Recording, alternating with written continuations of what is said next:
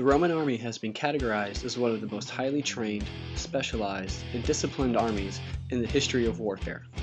The many wars and lands that were held by the Romans during the reign of the empire required a dedicated and disciplined group. The United States Army is one of the most organized, trained, and disciplined armies in warfare today. In both armies, the punishments that were levied upon the soldiers can vary, from a slap on the wrist to death. The types of punishments that are imposed upon soldiers will depend upon their rank and the severity of the crime, such as treason, desertion, draft evasion, and in the case of Rome, unmanly acts. During the 3rd century AD, the Roman social system began breaking up into things known as honestiores and humiliores. The honestiores were considered to be high-ranking in social and political circles, while the humiliores were among the lower class. These distinctions were also within the military, and for any capital crime, the honestiores were given an automatic right to appeal, while the humiliores could be flogged and executed. The types of non-judicial punishment that the Roman soldiers would receive for their crimes would often be fines, replacement of wheat with barley for their food, forced to sleep outside the encampment, or a beating.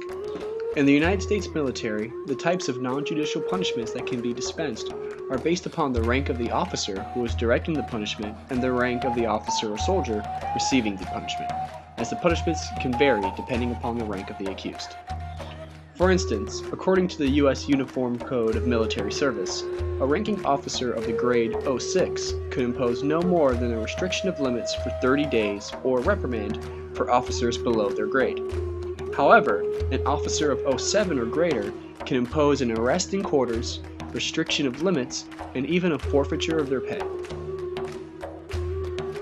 The rules regarding enlisted members are similar, as the higher the grade of the officer, the harsher the sentences that can be imposed, such as extra duties, reduction of rank, and even diminished rations of bread and water for no more than 3 days.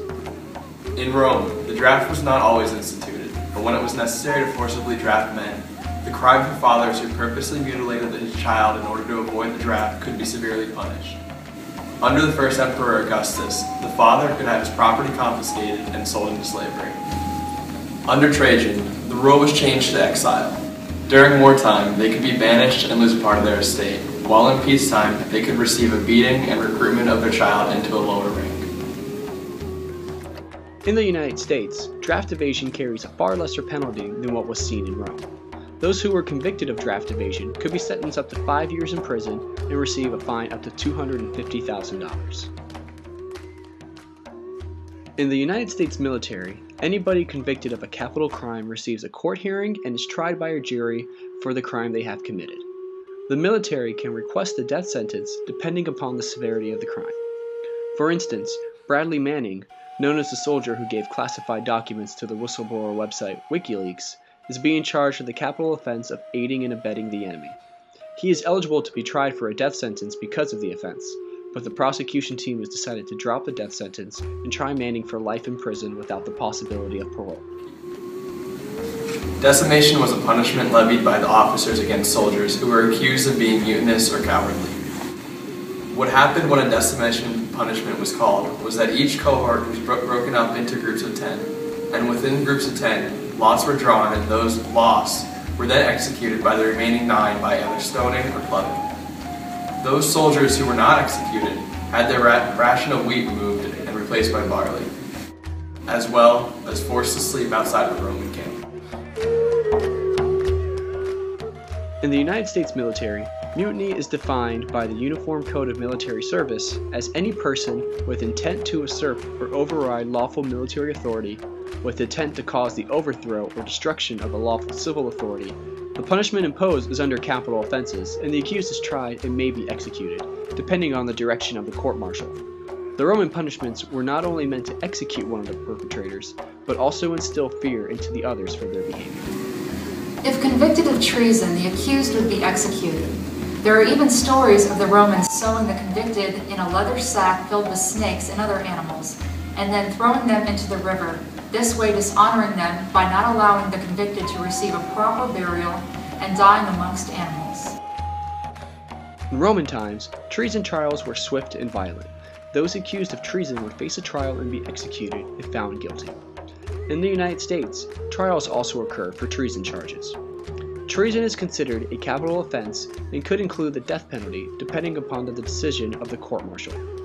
The United States has not had a treason trial since 1952. Many of those prior to World War II ended with the execution of the accused, while many of the later ones ended with a prison sentence. The last person to be executed by the United States for treason was Herbert Hans Haupt in 1942 after being declared a German spy by defecting German spies.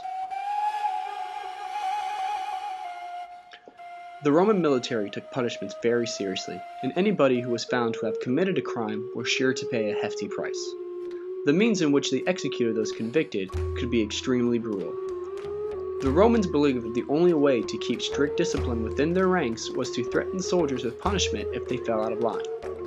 In the United States military, many of the serious crimes can end in the same way as those of the Romans: death.